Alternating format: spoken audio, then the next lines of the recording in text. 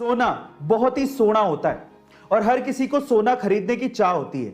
पर अगर मैं आपसे पूछूं कि पूरी ही दुनिया में सबसे सस्ता सोना कौन से देश में मिलता है तो आप लोग क्या कहेंगे? अगर आप लोग दुबई का नाम ले रहे हैं तो आप लोग गलत हैं। एक्चुअली दुनिया का सबसे सस्ता सोना दुबई में नहीं बल्कि हांगकांग में मिलता है। तो चलिए दुबई और हांगकांग के सोने के प्राइसेस का कंपैरिजन इंडिया से इंडियन रुपीस में कर लेते हैं।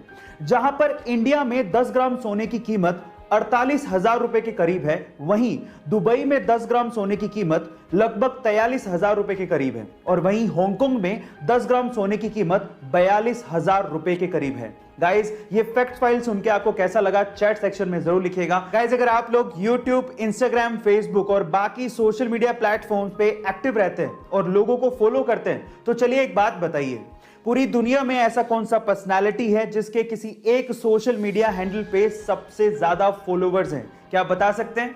चलिए मैं आपको एक हिंट देता हूं। वो सोशल मीडिया पर्सनालिटी एक्चुअली एक फुटबॉलर है। तो चलिए मैं आपको बता ही देता हूं। एक्चुअली वो पर्सनालिटी है क्रिस्टियानो रोनाल्डो, जिनके इंस्टाग्राम पे टोटल फॉलोवर्स है 276 मिलियन। जी आप ठीक सुन रहे हैं, 276 मिलियन। ये इतना बड़ा आंकड़ा है जो कि इंडिया के पड़ोसी देश जैसे कि पाकिस्तान, भूटान, नेपाल, श्रीलंका, इनकी जनसंख्या को जोड़ भी दिया जाए तो उस आंकड़े से भी ज्यादा है। ओह माय गॉड गाइस, ये इंटरेस्टिंग फैक्ट सुन के आपको, जब इंसान मुसीबत में होता है तो वो मुश्किल से मुश्किल काम भी कर जाता है, जैसे कि शिकागो के जैरेट एडम्स ने किया। जब वो 17 साल के थे तो उन्हें झूठे रेप केस में फंसा दिया गया, जिसकी वजह से उन्हें 28 साल की सजा हो गई। अब उनके पास उस वक्त वकील करने तक के पैसे नहीं थे जो उनके लिए केस लड़ता और उन्हें बेगुनाह साबित करता। तो फिर क्या था, जेल में रहते हुए जैरेट ने वकालत की पढ़ाई की और अपना केस खुद लड़ा और 8 साल में अपने आप को बरी करवा लिया और आज जैरेट एक जाने माने वकील हैं। गाइस, आपको ये कहानी सुन के कैसा लगा चैट सेक्शन में जरूर। सोना शान दिखाने के अलावा और कहीं काम नहीं आता, लेकिन फिर भी पिछले 30 सालों में सोने के भाव जिस कदर बढ़े हैं वो देखने लायक है। तो चलो आज इस वीडियो में पिछले 30 सालों के सोने के भावों का एक अलग तरीके से कंपैरिजन करते हैं। अगर हम 30 साल पहले यानी कि 1990 की बात करेंगे तो 1 किलो सोने से एक मारुति 800 कार खरीदी जा सकती थी जिसकी कीमत 3,20,000 रुपए थी।